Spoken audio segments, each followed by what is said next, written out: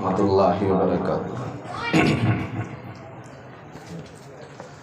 ان الحمد للہ نحمده ونستعینه ونستغفره ونؤمن به ونتوکل علیہ ونعوذ باللہ من شرور انفسنا ومن سیئات اعمالنا من يهده اللہ فلا مضل له ومن يضلل فلا هادی له ونشهد ان لا الہ الا اللہ وحدہ لا شریک له ونشهد ان سیدنا ومولانا محمدا عبدہ ورسولہ صلی اللہ تعالی علیہ وعلا آلہ وصحبہ وبارک وسلم۔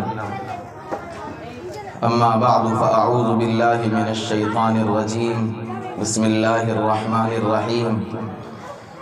هو الذی ارسل رسولہ بالہدی ودین الحق لیظہرہ علی الدین کلہ ولو کرہ المشرکون۔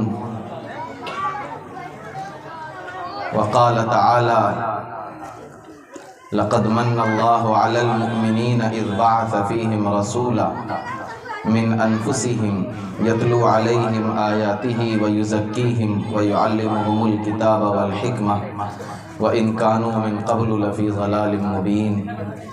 صدق اللہ العظیم۔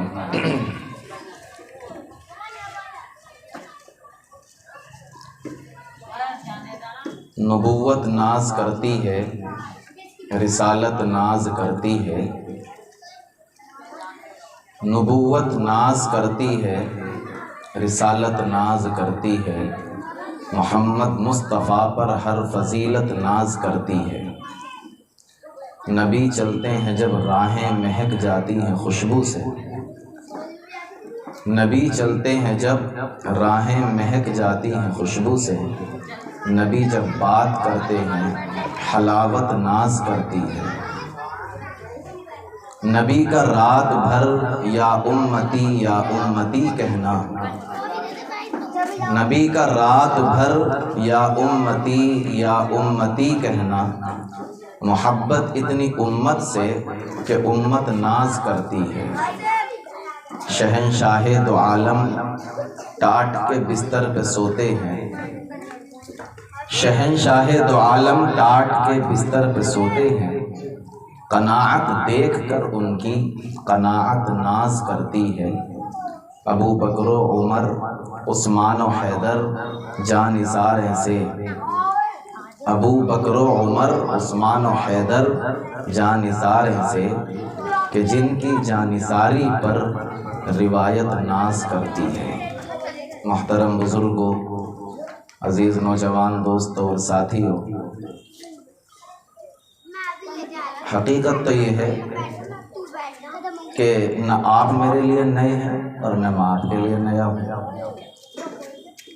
ہر ہفتے جمعے کے موقع پر آدھا گھنٹہ 35 منٹ کبھی 40 منٹ میری گفتگو اکثر افراد آپ میں سے سنتے ہوں گے، اس لیے میں تو جو کچھ بتاؤں گا تقریباً سب سنی سنائی باتیں ہوں گی۔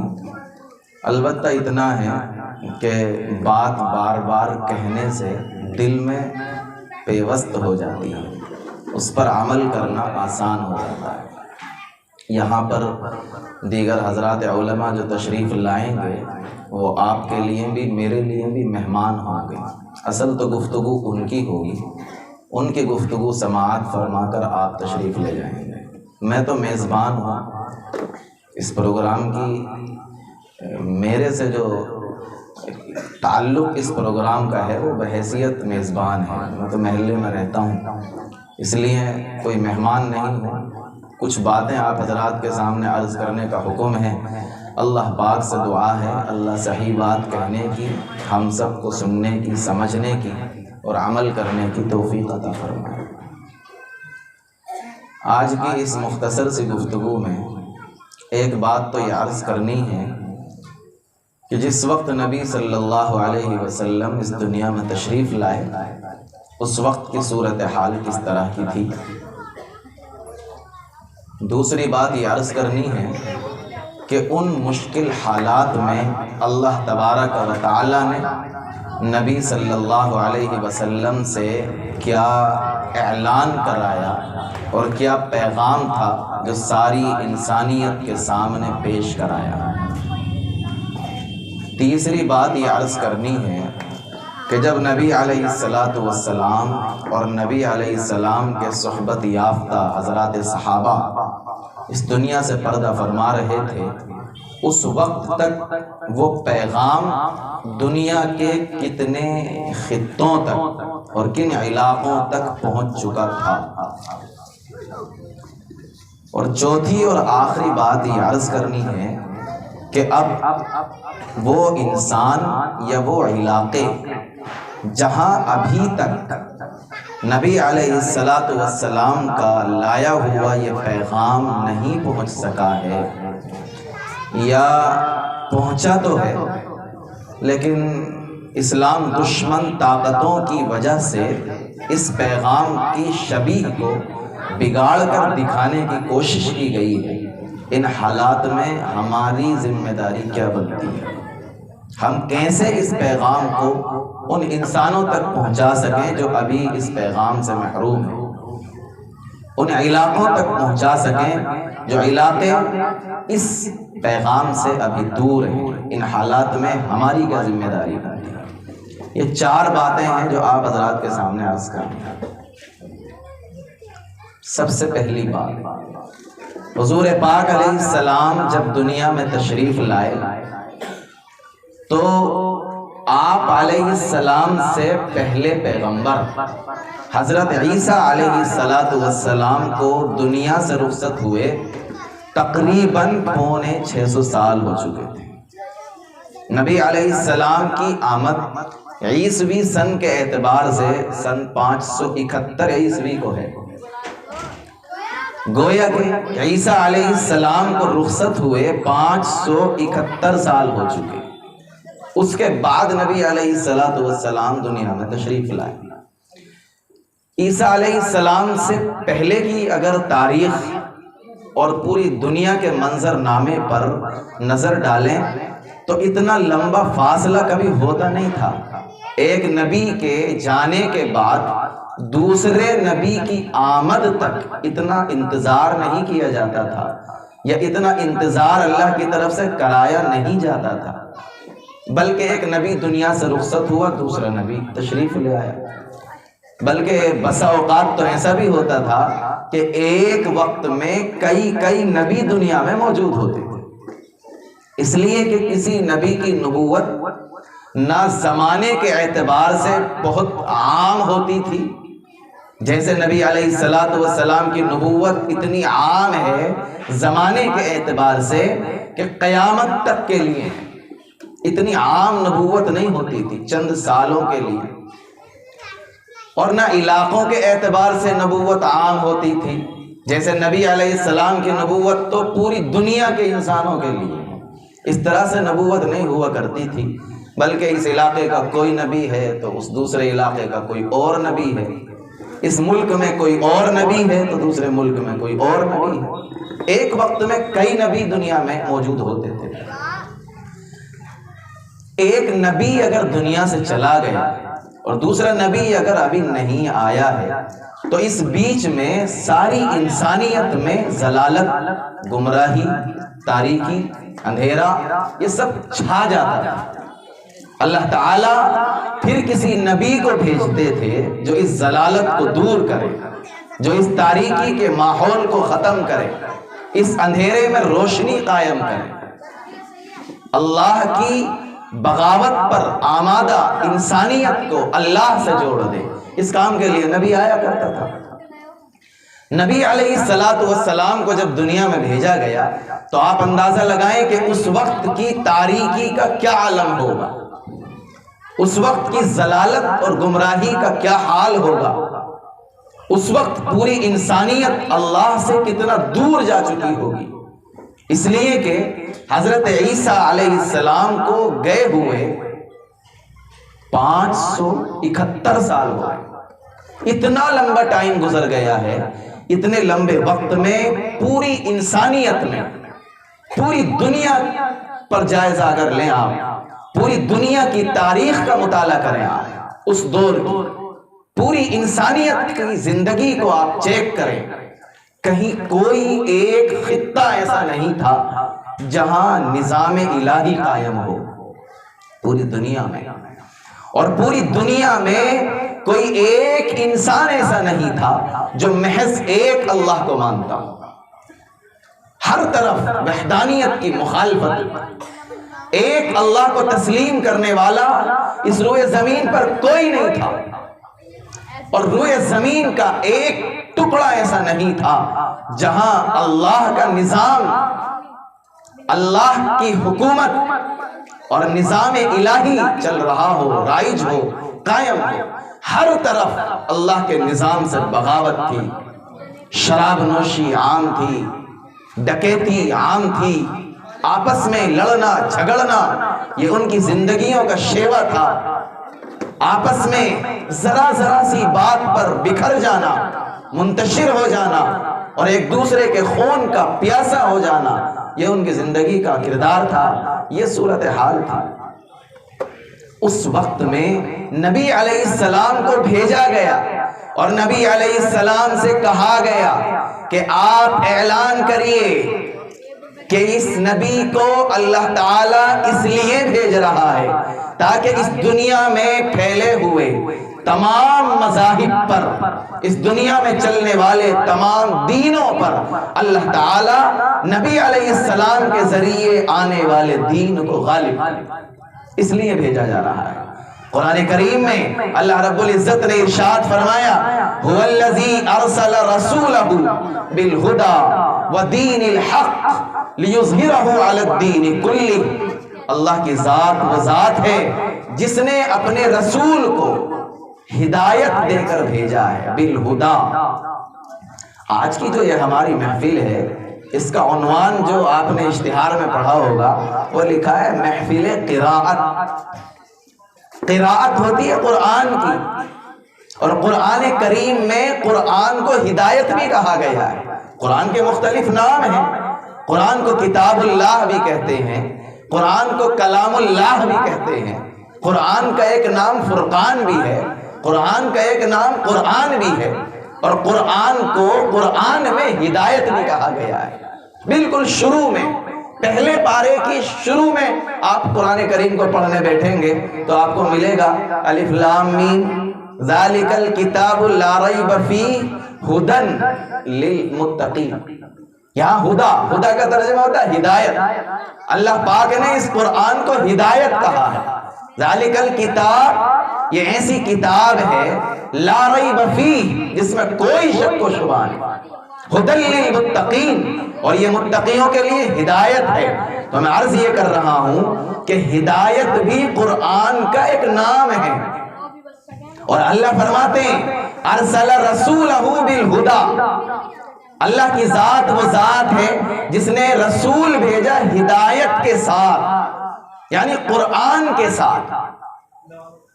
ہماری ذمہ داری یہ ہے کہ ہم آج کی اس محفل سے، کیونکہ قرآن کی نسبت پر منعقد ہو رہی ہے، صاحب قرآن یعنی نبی صلی اللہ علیہ وسلم کی حیثیت کو بھی سمجھیں گے اور خود قرآن کے مقام و مرتبے کو بھی سمجھیں گے، اس کی تعلیمات کو بھی سمجھیں گے. تو ایک ایسے ماحول میں جس میں پوری روئے زمین پر اللہ کا نام لینے والا کوئی نہیں ہے، وہاں اللہ کی طرف سے اعلان ہو رہا ہے ارسل رسولہ بالہدی. اللہ کی ذات وہ ذات ہے جس نے اپنا رسول بھیجا ہدایت دے کر، یعنی قرآن دے کر بھیجا، ودین الحق، اور دین حق دے کر بھیجا، سچا اور برحق دین دے کر بھیجا، لیظہرہ علی الدین کلہ، تاکہ اللہ تعالیٰ اس دنیا میں چلنے والے سارے دینوں پر اپنے حبیب کو جو دین دیا ہے اس دین کو غالب کرے. یہاں رک کر آپ غور کریں کہ جس دین کو ماننے والا ایک شخص بھی نہ ہو،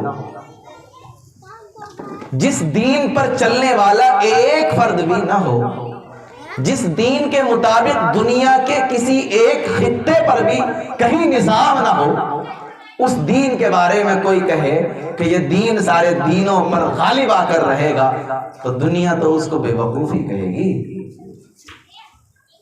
پاگل اور مجنون کہے گی. اور کہا گیا نبی صلی اللہ علیہ وسلم کو کہا گیا، کسی نے ساحر کہا کہ جادوگر ہے، کسی نے شاعر کہا کہ شعر و شاعری کرتا ہے، کسی نے کاہن کہا، اور کسی نے الگ الگ القاب سے یاد کیا، کسی نے دیوانہ کہا، کسی نے مجنون کہا، کسی نے پاگل کہا۔ اسی لیے تو کہا، اس لیے کہ نبی علیہ السلام ایک ایسے خطے میں آ کر، ایک ایسی روئے زمین پر آ کر، جس روئے زمین پر اللہ کا نام لینے والا کوئی نہیں ہے، جس روئے زمین پر اللہ کی وحدانیت کو تسلیم کرنے والا کوئی نہیں ہے، جس روئے زمین پر اس دین کو تسلیم کرنے والا کوئی نہیں ہے، جس دین کو آقا صلی اللہ علیہ وسلم لائے ہیں، ایسے ماحول میں اعلان یہ کیا جا رہا ہے کہ یہ وہ دین ہے جو دنیا کے سارے دینوں پر غالب آ جائے۔ تو دنیا نے اسی لیے تو پاگل کہا، اسی لیے تو مجنون کہا۔ ارے بھائی سیدھی سی بات ہے، جس انسان کی بات گھر میں کوئی نہ سنتا ہو، گلی تو بہت دور، وہ یہ کہے کہ میں کل کو پوری یو پی کا مالک بن جاؤں گا، پاگل ہو گیا۔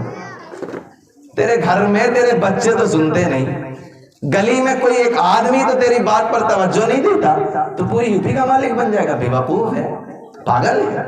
ہاں اگر کوئی انسان ایسا ہو جس کے ساتھ بڑی تعداد ہو، اس کے چاہنے والے بہت ہوں، اس کے دیوانے بہت ہوں، اس کے اوپر جان لٹانے والے بہت ہوں، وہ جس ضلع میں چلا جائے، جس شہر میں چلا جائے، جس بستی میں چلا جائے، جس علاقے میں چلا جائے، وہاں اس کے نام کا ڈنکا بجتا ہو، اور وہ پھر یہ کہے کہ کچھ دن کے بعد میں اس یو پی پر قبضہ کر لوں گا، مالک بن جاؤں گا، تو سمجھ میں آتی ہے بات۔ اس لیے اس کے ماننے والے بہت ہیں، جہاں جاتا سب اس کے دیوانے ہیں، جہاں جاتا سب اس کی بات کو تسلیم کرتے ہیں، تو سمجھ میں آتی ہے۔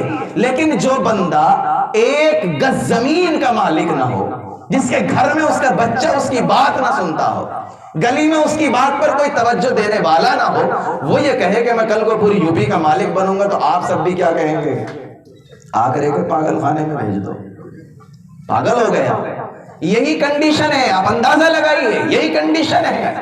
پوری دنیا میں ایک ٹکڑے پر بھی اللہ کا نظام قائم نہیں ہے، پوری دنیا میں ایک فرد بھی اللہ کی وحدانیت کو تسلیم کرنے والا نہیں ہے، پوری دنیا میں ایک شخص ایسا نہیں ہے جو اللہ کی وحدانیت کو مانتا ہو، ایک خدا کو تسلیم کرتا ہو، ایک خدا کے آگے سجدہ کرتا ہو۔ ایسے ماحول میں نبی علیہ السلام سے اعلان کرایا جا رہا ہے کہ ارسل رسولہ بالہدی، یہ رسول اللہ نے بھیجا ہے قرآن دے کر، ودین الحق، اور دین برحق دے کر، لیظہرہ علی الدین کلہ، تاکہ اللہ تعالیٰ اس دین کو دنیا کے سارے دینوں پر غالب کر دے۔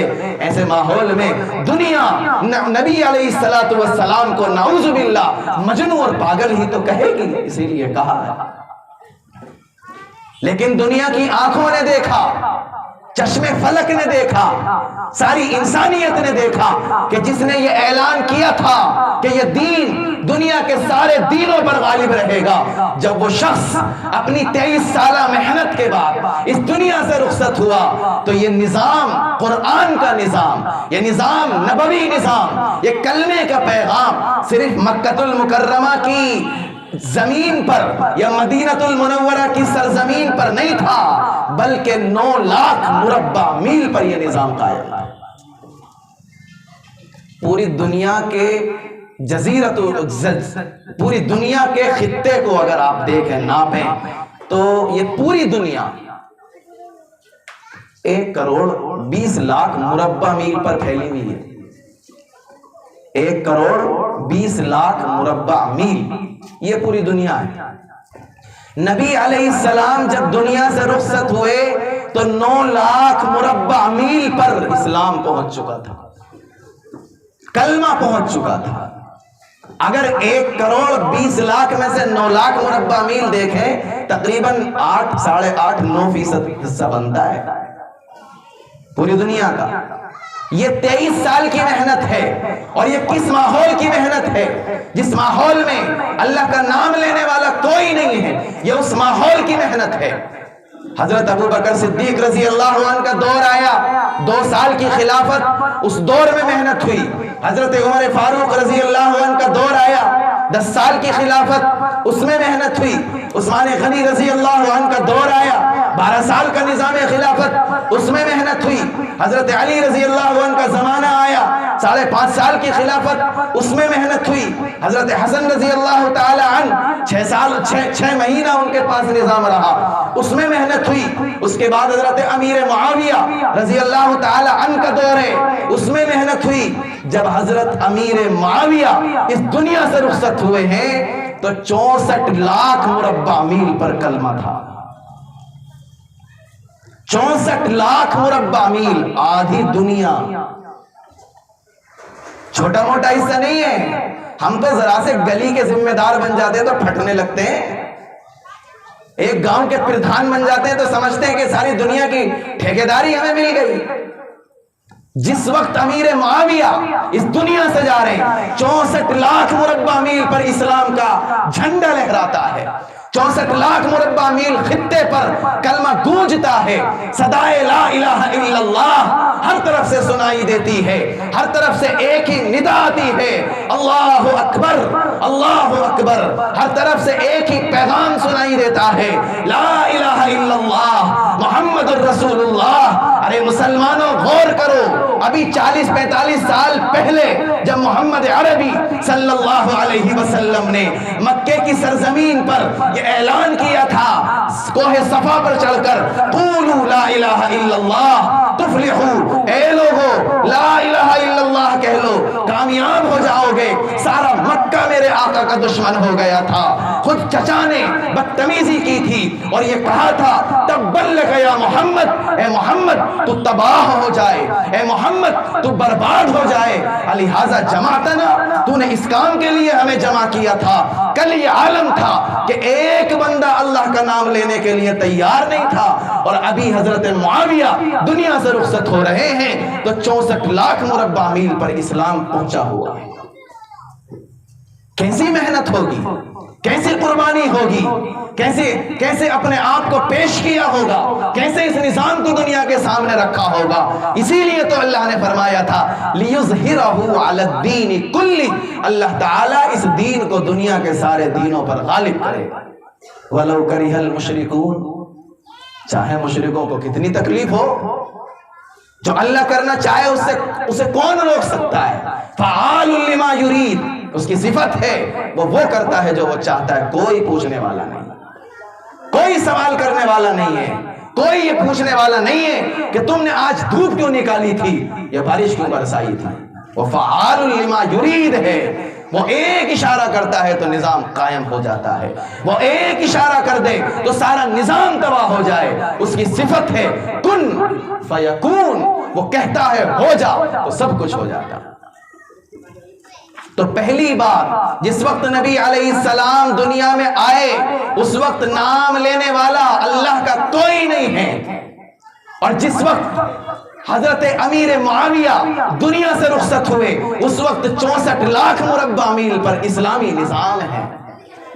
نبی علیہ السلام کی اور صحابہ کی محنت کا یہ اثر ہے۔ لیکن اللہ نے تو یہ فرمایا تھا کہ دنیا کے سارے ادیان پر غالب کروں گا، اور دنیا کے خطے خطے تک اور ہر انسان تک یہ پیغام پہنچاؤں گا۔ نبی علیہ السلام بھی دنیا سے رخصت ہو گئے، خلیفہ اول بھی چلے گئے، خلیفہ ثانی بھی چلے گئے، خلیفہ ثالث اور رابع اور صحابہ بھی چلے گئے، تابعین اور تبع تابعین بھی چلے گئے، 1450 سال گزر گئے۔ اب کس کی ذمہ داری ہے کہ کلمے کے پیغام کو عام کرے؟ اب کس کی ذمہ داری ہے کہ ساری انسانیت تک اس پیغام کو پہنچائے؟ اب کس کی ذمہ داری ہے کہ اس قرآن کے پیغام کو ساری انسانیت کے سامنے پیش کرے؟ اب یہ کس کا فرض ہے کہ ہر بندے تک یہ پیغام پہنچائے کہ اللہ ایک ہے، اس کے علاوہ کوئی معبود نہیں، اس کے علاوہ کوئی مالک نہیں، اس کے علاوہ کوئی خالق نہیں۔ آپ کو لگتا ہے کہ اگر اس پیغام کو انسانیت کے سامنے پیش کیا جائے گا تو مشکل حالات آ جائیں جائیں گے. اگر اس پیغام کو انسانوں کی خدمت میں رکھ دیا جائے گا تو ہمارے لیے جینا دشوار کر دیا جائے گا. اگر اس پیغام کو انسانوں تک پہنچانے کی کوشش کی گئی تو ہماری راہوں میں کانٹے بچھا دیے جائیں گے. نبی علیہ السلام نے جب یہ پیغام انسانیت کے سامنے رکھا تو احد سے بھی گزرنا پڑا تھا, بدر سے بھی گزرنا پڑا تھا, طائف بھی میرے نبی کی راہوں میں آیا ہے. اور کتنے واقعات ہیں, خندق میں میرے نبی نے اپنے پیٹ پر پتھر باندھ کر کھو دی ہے. اور صحابہ کی زندگیاں آپ پڑھئے بلال حبشی کی تاریخ کو کہ مکے کی سرزمین ہے, تپتی ہوئی سرزمین ہے, اوپر سے ظلم و ستم ہے, نیچے تپتی ہوئی زمین ہے. اس وقت بھی وہ اپنی زبان سے صدا لگاتے ہیں اللہ احد, اللہ ایک ہے, اللہ احد, اللہ ایک ہے. کیا ان حالات کی وجہ سے ہم پیغام حق کو آگے نہیں بڑھائیں گے؟ کیا ہم ان حالات کی وجہ سے جو صحیح بات ہے, جو قرآن کا پیغام ہے اور جو قرآن اللہ نے نبی علیہ السلام کے ذریعے سے ہم تک پہنچایا ہے, یہ ہمارا فرض نہیں بنتا کہ اب ہم اس پیغام کو آگے بڑھائیں؟ علامہ اقبال رحمت اللہ علیہ نے کہا تھا خودی کا سر نہاں لا الہ الا اللہ, خودی کا سر نہاں لا الہ الا اللہ, خودی ہے تیغ فساں لا الہ الا اللہ. اور یہ دور اپنے براہیم کی تلاش میں ہے. ابراہیم کی ضرورت ہے جو اس صنم کدے میں اعلان کرے لا الہ الا اللہ, ابراہیم کی ضرورت. یہ دور ابراہیم علیہ السلام کی تاریخ کیا ہے؟ گھر میں بھی اللہ کو ماننے والا نہیں ہے, ابا جی بھی بت بنانے میں لگے ہوئے ہیں. ایسے ماحول میں وہ صدا لگاتے ہیں اللہ کی وحدانیت کی. علامہ اقبال نے کہا یہ دور اپنے براہیم کی تلاش میں ہے, صنم کدا ہے جہاں لا الہ الا اللہ. ساری دنیا صنم کدا بن جائے, ساری دنیا ایک اللہ کی باغی ہو جائے, لیکن تیرا فرض ہے یہی صدا لگانا لا الہ الا اللہ. یہ دور اپنے براہیم کی تلاش میں ہے, صنم کدا ہے جہاں لا الہ الا اللہ. اور یہ نغمہ فصل گل و لالا کا نہیں پابند. یہ جو نغمہ ہے, یہ جو صدا ہے لا الہ الا اللہ کی, یہ فصل گل و لالا کی پابند نہیں ہے, یہ حالات کی پابند نہیں ہے کہ حالات ہمارے موافق ہوں تب ہم لا الہ الا اللہ کہہ دیں اور حالات ہمارے خلاف ہوں تو لا الہ الا اللہ بھول جائیں. یہ نغمہ فصل گل و لالا کا نہیں پابند, بہار ہو کہ خزاں لا الہ الا اللہ. اگرچہ بت ہیں جماعت کی آستینوں میں, ہر جگہ دشمن بیٹھا ہے اگرچہ, ہر جگہ, لیکن اقبال نے کہہ دیا اگرچہ بت ہیں جماعت کی آستینوں میں, تجھے ہے حکم اذاں لا الہ الا اللہ. یہ تیری ذمہ داری ہے, یہ تیرا کام ہے, اس لیے کہ نبی علیہ السلام نے اسی قرآن کے ذریعے سے, جس قرآن کی نسبت پر آج یہ محفل سجی ہے, اسی قرآن کے ذریعے سے نبی علیہ السلام نے اور صحابہ نے یہ اسلام کا جھنڈا دور تک پہنچایا ہے اور دور تک پھیلایا ہے. اب جو افراد باقی ہیں ان تک اس پیغام کو پہنچانا یہ میرا اور آپ کا فرض ہے. سوال یہ ہے کہ پہنچائیں کیسے؟ آج کے ان حالات میں کیا شکل اختیار کی جائے, کیا انداز اختیار کیا جائے کہ قرآن کا پیغام ساری انسانیت تک پہنچے؟ کون سی تدبیر ایسی ہو, کون سا طریقہ ایسا ہو؟ تو یاد رکھیے نبی علیہ السلام جس قرآن کو لائے تھے اسی قرآن کی تعلیمات کی روشنی میں ہم میں سے ہر شخص کی زندگی ہو. یہی ہے اشاعت حق کا طریقہ, یہی ہے اشاعت دین کا طریقہ, یہی ہے اشاعت کا طریقہ. قرآن اسی طریقے سے اور قرآن کا پیغام اسی طریقے سے انسانیت تک پہنچ سکتا ہے. صورتحال اصل میں میرے اور آپ کے بس میں نہ تو یہ الیکٹرونک میڈیا ہے جو ٹی وی پہ دکھایا جاتا رہتا ہے, نہ پرنٹ میڈیا ہے, جھگڑا ہوا ہوگا یا کسی اور بات پہ تو اخبار میں کچھ اور چھپے گا, جو نہیں ہوگا وہ اخبار میں آ جائے گا. راحت اندوری کہہ کر گئے تھے جو نہیں ہوگا وہ اخبار میں آ جائے گا. چور اچکوں کی کرو قدر کہ معلوم نہیں کون کب کون سی سرکار میں آ جائے گا. پتہ نہیں کون کب نیتا بن کے بیٹھ جائے گا اور ہماری زندگی حرام کر دے گا. قدر کر لو چورو چکوں کی. یہ رات اندوری نے کہا. تو صورتحال ایسی ہے کہ نہ پرنٹ میڈیا ہمارے پاس ہے, ہم نہیں چھاپ سکتے اپنی مرضی سے, وہ چھاپیں گے جن کو چھاپنا ہے. نہ الیکٹرانک میڈیا ہمارے پاس ہے, ہم نہیں دکھا سکتے اپنی مرضی سے, وہ دکھائیں گے جو انہیں دکھانا ہے. ہمارا کام کیا ہے؟ ہمارا کام یہ ہے کہ ہم اپنے آپ اپنی زندگی کو, اپنے آپ اپنے کردار کو, اپنے آپ اپنے روز و شب کو, اپنے آپ اپنے اخلاق کو اسلامی تعلیمات کی روشنی میں ڈھالیں. ان کا تو کام ہے کہ وہ ہمیں بدنام کریں گے, ان کا تو کام ہے کہ وہ مذہب اسلام کو پرنٹ میڈیا پر بھی الیکٹرانک میڈیا پر بھی بدنام کریں گے, اس کی شبیہ کو بگاڑیں گے. انہیں ڈر ہے کہ اگر صحیح حقیقت اور صحیح منظر لوگوں کے سامنے آ گیا, اگر اسلامی تعلیمات کا صحیح رخ انسانیت کے سامنے چلا گیا, تو کوئی انسان ایسا نہیں ہے جو اس مذہب سے دور رہے گا, بلکہ ہر بندہ انشاءاللہ حلقہ اسلام میں آ جائے گا. اس لیے کہ اتنی پاکیزہ ہیں اس کی تعلیمات. آئے گا لیکن وہ نہیں دکھائیں گے. اب ہماری ذمہ داری ہے کہ ہم اپنے کردار کو اسلامی بنائیں. ہماری ذمہ داری ہے ہم اپنی زندگی کو اسلامی بنائیں. ہماری ذمہ داری ہے کہ ہمارا اٹھنا بیٹھنا, چلنا پھرنا, سونا جاگنا, ہماری خوشی ہماری غمی, ہمارا ہر عمل قرآن کی تعلیم کے مطابق ہو. اسی طریقے سے یہ کلمہ اور یہ پیغام حق آگے بڑھ سکتا ہے, نہیں تو نہیں بڑھ سکتا ہے. اس چراغ کو بجھانے کے لیے بڑی بڑی تدبیریں ہو رہی ہیں.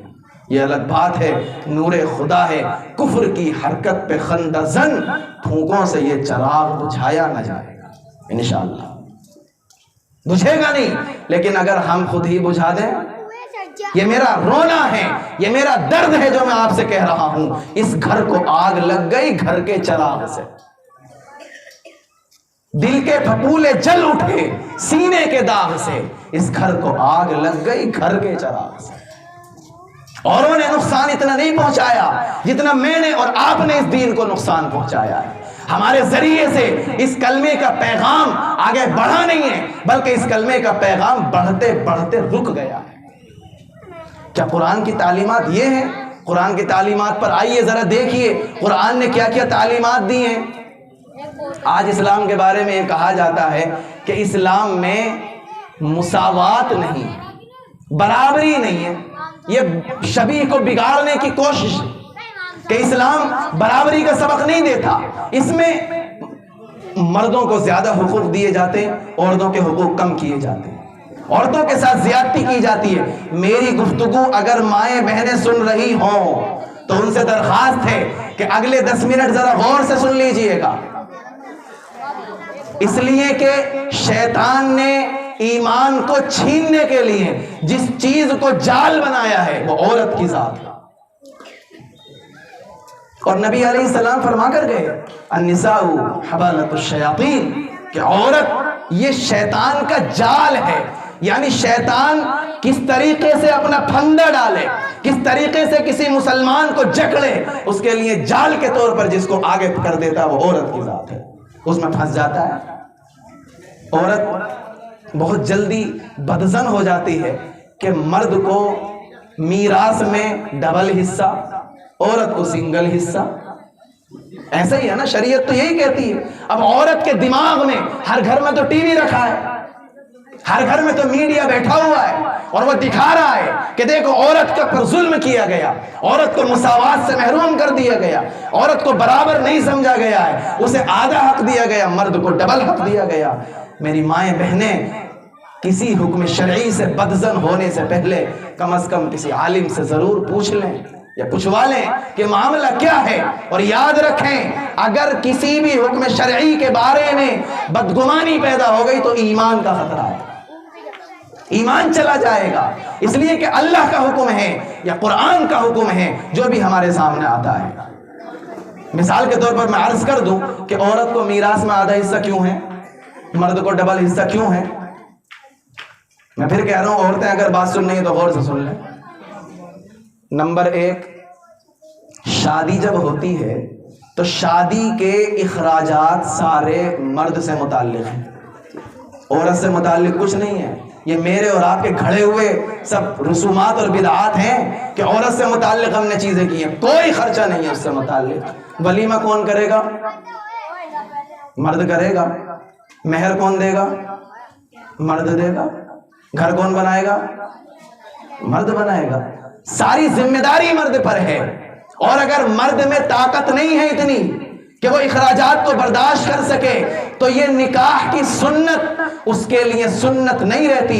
ایسے مرد کے لیے نکاح کی اجازت نہیں ہے جو برداشت نہ کر سکے. میں فتویٰ دے رہا ہوں یہاں سے بیٹھ کر مفتی صاحب,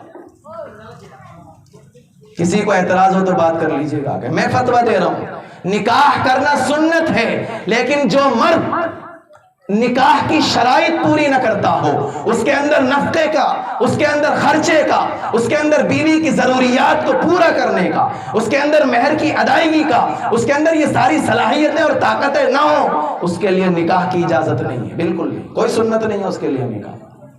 سارے اخراجات مرد کے ذمے ہیں. بیوی پر کیا ہے؟ ولیمہ نہیں. کیا ہے بیوی پر؟ مہر دے گی؟ نہیں.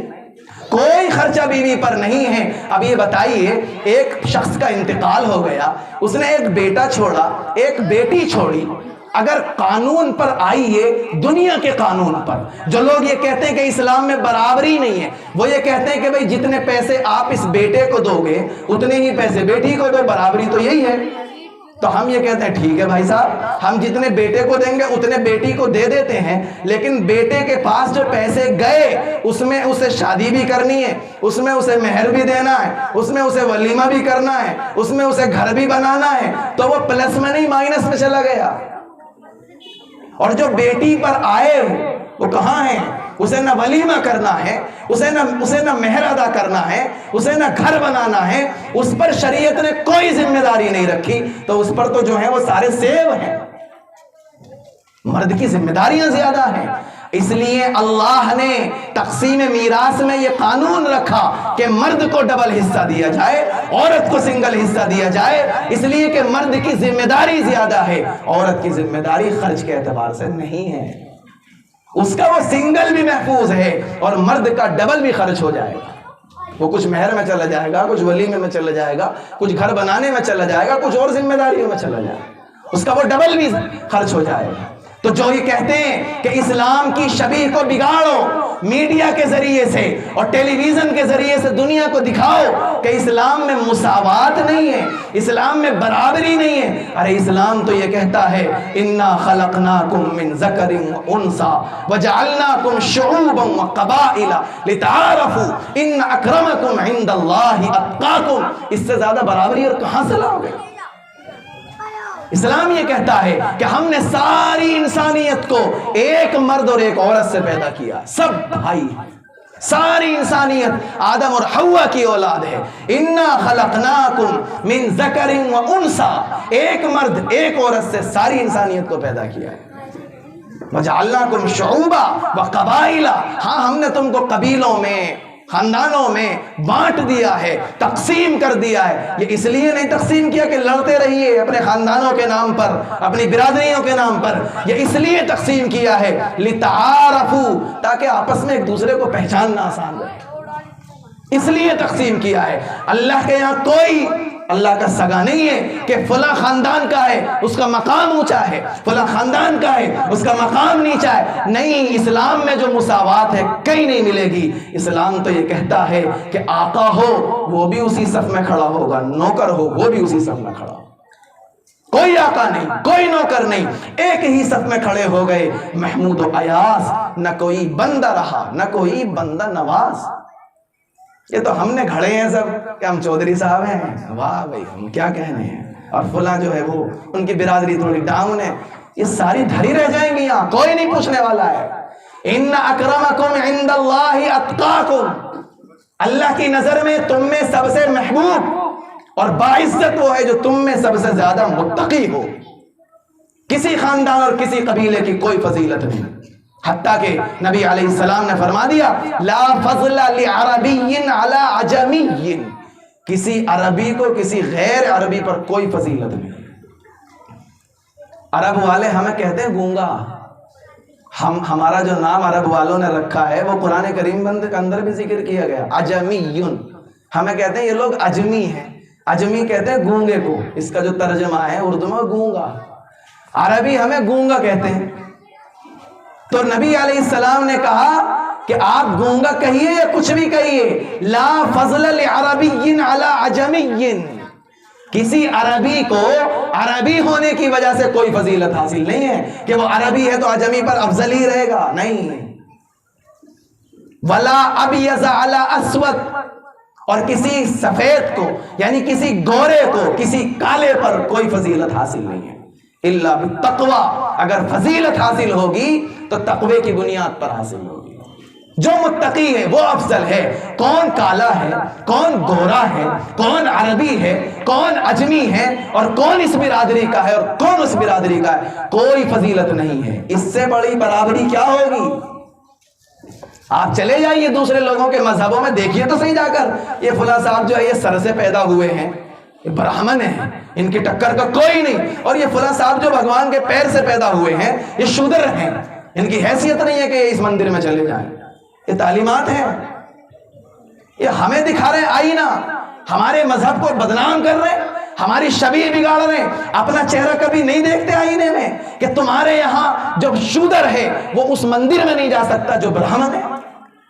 ہمارے یہاں کالا بھی، گورا بھی، آقا بھی، نوکر بھی، عربی بھی، اجمی بھی، اس علاقے کا بھی، اس علاقے کا بھی، اس برادری کا بھی، اس برادری کا بھی، سب ایک ساتھ کھڑے ہو کر نماز پڑھتے ہیں.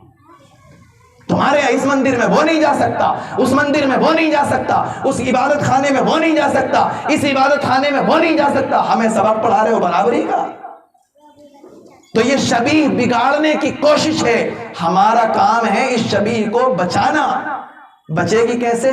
تقریروں سے نہیں بچے گی، کردار سے بچے گی. ہم اپنے عمل سے دکھلائیں کہ ہمارے یہاں واقعتاً برابری ہے. ہمارے یہاں کوئی خاندان، کوئی قبیلہ نہیں چلتا، ہمارے یہاں کوئی برادری واد نہیں چلتا. ہمارے یہاں صرف ایک چیز چلتی ہے، تقوی جس کے اندر ہے یہ چلتا ہے. یہ کردار سے دکھانا پڑے گا، زبان سے نہیں. ورنہ جن لوگوں کا پلان ہے اسلام کی شبیہ کو بگاڑنا، وہ بگاڑ کر دکھا رہے ہیں اور دکھا دیں گے اور بگڑ جائے گی شبیہ. تو یاد رکھیے، مساوات کے نام پر بدنام کرنے کی کوشش ہے. اللہ کا فضل ہے جتنی مساوات اس ہمارے مذہب میں اتنی کہیں نہیں. اسی طرح سے اسلام کا کردار بگاڑنے کی کوشش ہے، اور یہ کہتے ہیں کہ جی یہ زور زبردستی سے پھیلا ہے، ڈنڈے کے زور پہ پھیلا ہے، تلوار کے زور پہ پھیلا ہے. قرآن کہتا ہے لا اکراہ فی الدین، دین میں کوئی زور زبردستی ہے ہی نہیں. کسی پر زبردستی کرنے کی اجازت نہیں ہے. اگر زبردستی سے پھیلا ہوتا تو اسلام کی تاریخ 1000 سال کی حکمرانی کی ہے. اسلام کے علاوہ کوئی نظر نہ تھا دور دور تک. جنہوں نے 1000 سال تک حکومتیں کی ہو اور انہوں نے طاقت کا استعمال کیا ہو تو کوئی بچے گا ان کے علاوہ؟ لوگ تو 8-10 سال کی حکومتوں میں پھٹے جا رہے ہیں اور اپنے علاوہ سب کو مٹانے کی تدبیریں کر رہے ہیں. جنہوں نے 1000 سال تک حکومتیں کی اور پھر بھی وہ اقلیت میں ہیں، دوسرے لوگ اکثریت میں ہیں، تو یہ تلوار کے زور سے پھیلا ہے؟ نہیں. اسلام پھیلا ہے اپنے اخلاق سے، اسلام پھیلا اپنے کردار سے، اسلام پھیلا اس خوبی سے کہ اسلام کے اندر صرف عبادات کا طریقہ نہیں ہے بلکہ زندہ ہونے سے، یعنی سانس لینے سے لے کر مرنے تک ہر قدم پر رہنمائی موجود ہے، ہر قدم پر. ایک مرتبہ تو اعتراض بھی کیا گیا، حضرت سلمان فارسی رضی اللہ عنہ سے کہا گیا کہ تمہارا مذہب عجیب مذہب ہے، یہ استنجے کے بھی طریقے سکھاتا ہے، یعنی توہین کے طور پر. تو سلمان فارسی رضی اللہ عنہ نے اس کو توہین کے طور پر نہیں، عزت کے طور پر کہا کہ ہاں یہ ہمارا مذہب ہے جو استنجے کا طریقہ بھی سکھاتا ہے. تمہارا کیا ہے؟ چوپایوں کی طرح استنجے کرتے ہو کھڑے ہو کر، چھینٹ کا نہیں پتا کہاں جا رہی کہاں نہیں جا رہی. اور افسوس کی بات ہے کہ ہمارے مسلمان بھائی بھی خوب کر رہے ہیں. جتنا وہ بدنام کر رہے ہیں اتنا ہم بدنام کر رہے ہیں اپنے عمل سے. ہماری ذمہ داری ہے کہ ہم یہ بتلائیں کہ اسلام ایسا دین ہے، اسلام ایسا مذہب ہے کہ جس میں ہر قدم پر رہنمائی موجود ہے، جو رہنمائی دنیا کے کسی مذہب میں نہیں.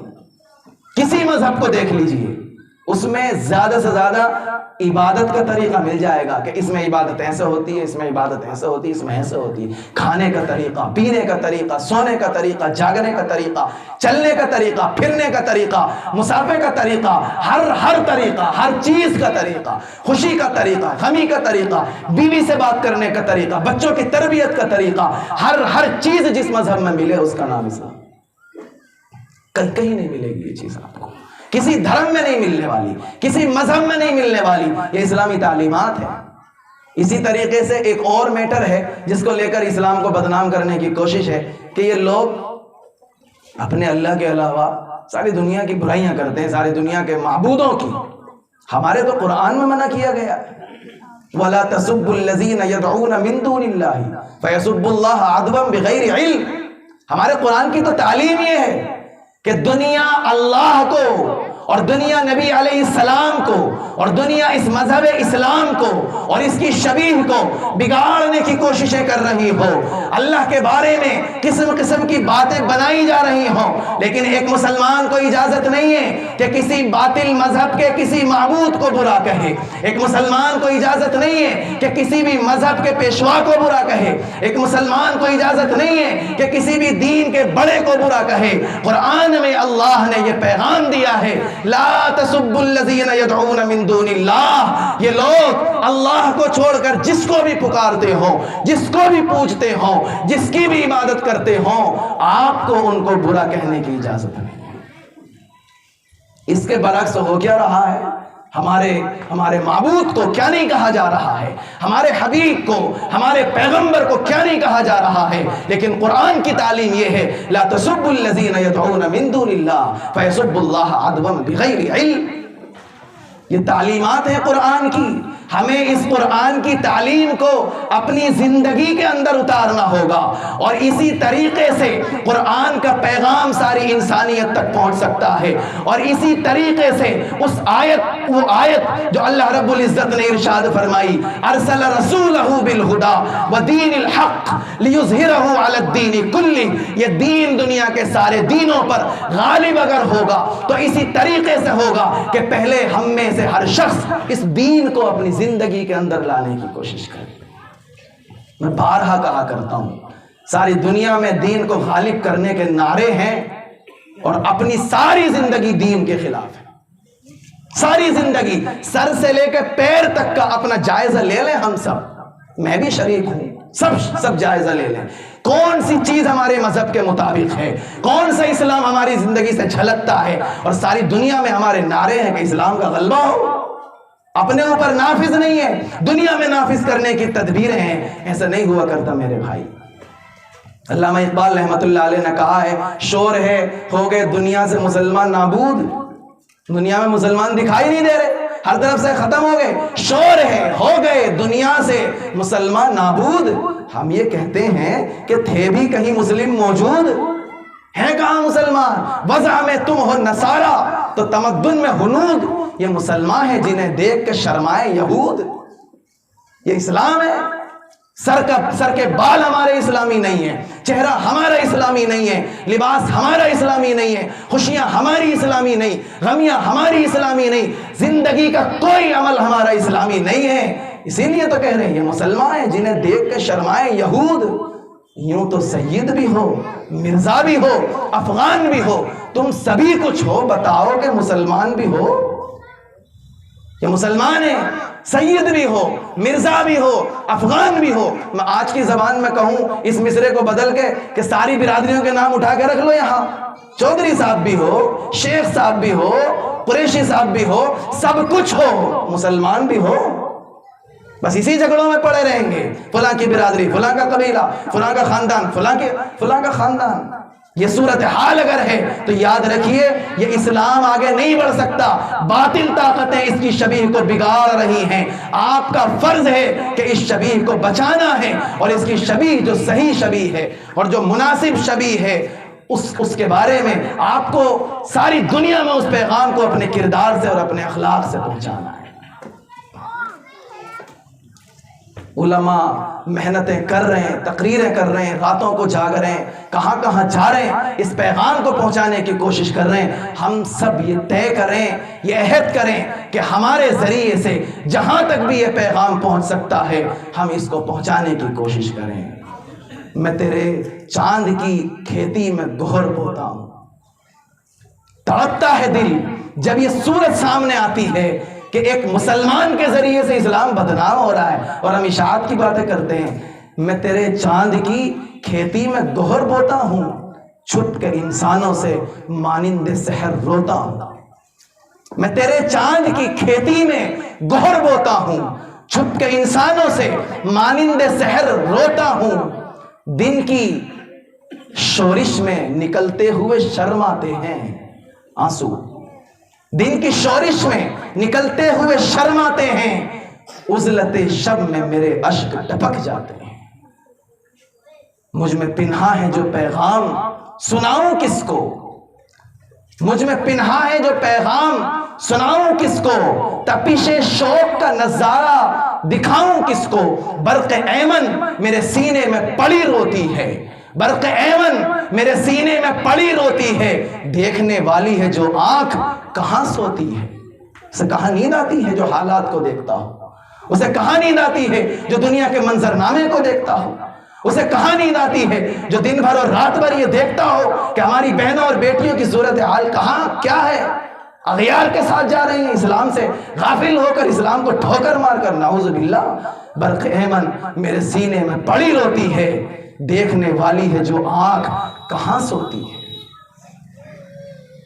ضبط پیغام محبت سے جو گھبراتا ہوں، ضبط پیغام محبت سے جو گھبراتا ہوں، تیرے تابندہ ستاروں کو سنا جاتا ہوں۔ یہ صورتحال ہے، ہماری ذمہ داری ہے کہ ہم اپنے کردار سے، اپنے اخلاق سے، اپنی زندگی کے ہر عمل سے، اپنے چلنے اور پھرنے سے، اپنے اٹھنے اور بیٹھنے سے، اپنے ہر عمل سے اسلام کی شبیہ کو بہتر بنائیں، اسلام کی شبیہ کو مضبوط کریں۔ میں بات ختم کر رہا تھا، اچانک ایک بات یاد آ گئی ہے، 2 منٹ مارس کر رہا ہوں۔ آج اتوار، آج ہفتہ ہے، 2 دن یا 3 دن کے بعد دیوالی آ رہی ہے، پرسوں۔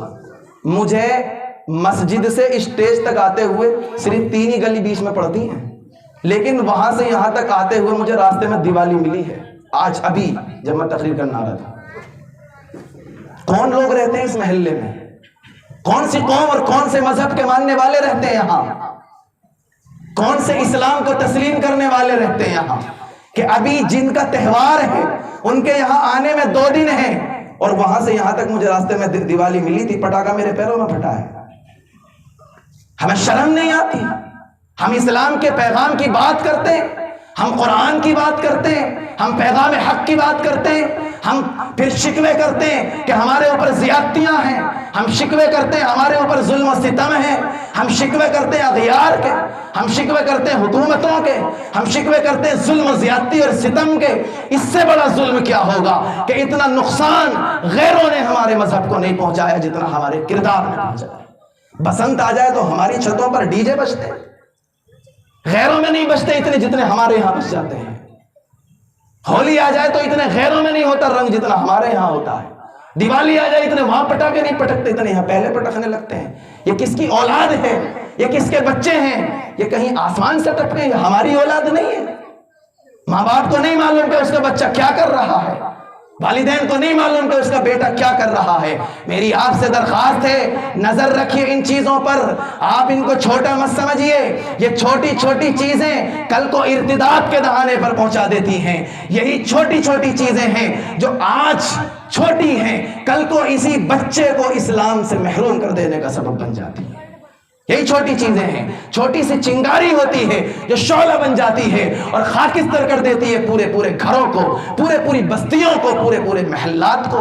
اس چھوٹی سی چنگاری کو چنگاری نہ سمجھیں، اپنے بچوں پر نگاہ رکھیں۔ یہ نہ سمجھیں کہ بچہ ہے پٹاخہ پٹکا دیا تو کیا ہو گیا، من تشبہ بقوم فہو منہم، جو جس قوم کی مشابہت اختیار کرتا وہ انہی میں سے ہوتا ہے۔ اس کی میں ایک مثال دے دیتا ہوں، میں مدرسے میں پڑھانے والا انسان ہوں۔ کبھی کبھی ایسا ہوتا ہے کہ مدرسے میں ہم فجر کی نماز میں، آج کل تو ہم مسجد میں سوتے ہیں، کبھی مدرسے میں بھی سویا کرتے تھے، فجر کی نماز میں فجر کے لیے بچوں کو اٹھانے کے لیے گئے، چلو بھائی نماز کا ٹائم ہو گیا، تو پٹائی بھی کرنی پڑتی ہے، کبھی نہیں اٹھ رہا تو اتفاق سے کسی کمرے میں 2-4 بچے سو رہے تھے، ایک کوئی مہمان سو رہا تھا، ہم نے تو اس کے بھی لگا دیے 2 کھینچ کے، کیوں نہیں گیا مسجد میں؟ کہہ رہا جی میں تو مہمان ہوں، مجھے پتہ بھی نہیں تھا۔ تو کیوں لگے اس کے 2 چپت؟ یہ اس لیے لگے کہ بچوں کے کمرے میں سو رہا، ہمیں کیا معلوم کون بچہ کون مہمان ہے، مشابہت۔ اور کبھی ایسا بھی ہوتا ہے کہ مہمان خانے میں مہمان سوتا ہے، وہاں استاد پٹائی نہیں کرتا جا کر، لیکن کوئی مدرسے کا طالب علم اپنے مہمان کے ساتھ مہمان خانے میں سو گیا تو استاد مہمان کو تو پریشان کرتا ہی نہیں، بہت سی مرتبہ وہاں سے گزر کے چلا جاتا کہ مہمان ہے اسے کیا پریشان کروں، وہ بچہ بھی بچ جاتا ہے اندر، حالانکہ اس کو ٹھیک ٹھاک علاج ہو جاتا اگر وہ کہیں اور سوتا، وہ بھی بچ گیا۔ کیوں؟ من تشبہ بقوم فہو منہم، وہ مہمان کی مشابہت اختیار کیے ہوئے مہمان خانے میں سو رہا ہے، اس لیے وہ بھی بچ گیا۔ تو کبھی مہمان بھی پٹ جاتا ہے طالب علم کے کمرے میں سو کر، اور کبھی طالب علم بھی بچ جاتا ہے مہمان خانے میں سو کر۔ ہماری مشابہت یہود سے، ہماری مشابہت عیسائیوں سے، ہماری مشابہت ہنود سے، جن کا مذہب ہے، جن کا تہوار ہے، وہ ابھی اس کو کرنے کے لیے آمادہ نہیں، اور ہم ان سے آگے بڑھ کر 10 قدم آگے چل لیں، یہ مشابہت ہے۔ تو اللہ کی لعنت جتنی ان پر برستی ہوگی اتنی ہی کہیں زیادہ بلکہ ہم پر برستی ہوگی۔ من تشبہ بقوم فہو منہم، جو جس قوم کی مشابہت اختیار کرتا ہے وہ انہی میں سے ہوتا ہے۔ میری آپ حضرات سے درخواست ہے، جو باتیں آپ کے سامنے عرض کی ہیں، نمبر 1 یہ عرض کیا کہ نبی علیہ السلام جب اس دنیا میں آئے تو روئے زمین پر ایک شخص بھی اللہ کا نام لینے والا نہیں تھا، اور زمین کا ایک ٹکڑا ایسا نہیں تھا جہاں نظام الہی قائم ہو۔ اور جب نبی علیہ السلام اور نبی علیہ السلام کے صحابہ اس دنیا سے رخصت ہوئے، حضرت معاویہ جب دنیا سے گئے تو 64 لاکھ مربع میل پر اسلام تھا، یعنی تقریباً آدھی دنیا پر۔ یہ دوسری بات میں نے عرض کی تھی، اور تیسری بات یہ عرض کی کہ آج کے اس ماحول میں اب اس پیغام کو اور آگے کیسے بڑھانا ہے، اس کے چند طریقے میں نے آپ کے سامنے رکھے ہیں۔ اللہ ہم سب کو کہنے سے زیادہ عمل کی توفیق عطا فرمائے۔ وآخر دعوانا الحمدللہ رب العالمین۔